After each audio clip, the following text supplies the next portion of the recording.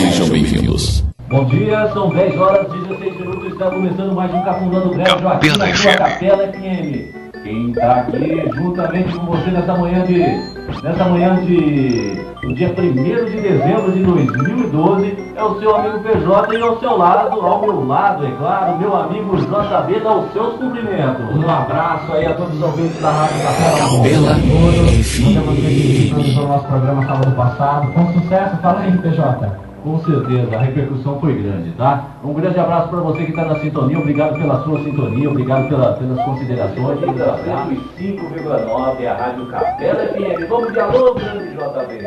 Vamos mandar um abraço para Clariana, para Vitória, para Lara, né? Todo mundo sintonizado lá em Campinas, PJ, lá. O Cafundó do Brejo chega em todas as regiões. Pegadinha do Malandro, é a Cafundó do Brejo, chegando lá de Salvador. Estamos juntos aqui com o Cafundó do Brejo na sua Capela FM 105,9. Nesse dia maravilhoso que estava fora de sol, gostoso, né? Ok, vamos juntos aqui com a Capela FM, são 10 horas e 9 minutos. Estamos começando com Você Sintoniza a Capela FM 105,9. Aqui quem fala é PJ e o meu companheiro é ele, o JB. O JB, trazendo aqui para vocês muita alegria no seu rádio. A partir de agora, são 10 horas e 10 minutos, e está começando aqui pela Capela FM, o programa Cafundó do Brejo.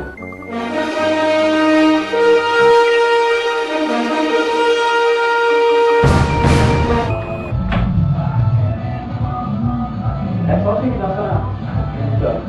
Aí muda. Aí muda. Não, ainda o cara pega na parede. Chinelo! Cadê o chinelo?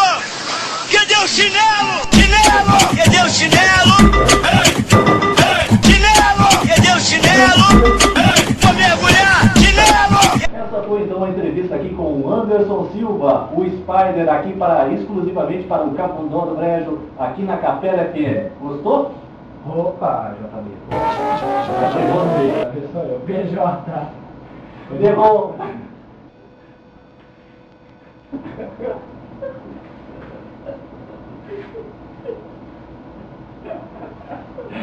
Ai, cara. Essa bagulho de JB e PJ tá com fúrio, peão, velho. Capela FM. Tá todo mundo ligado. Cafundó do Brejo.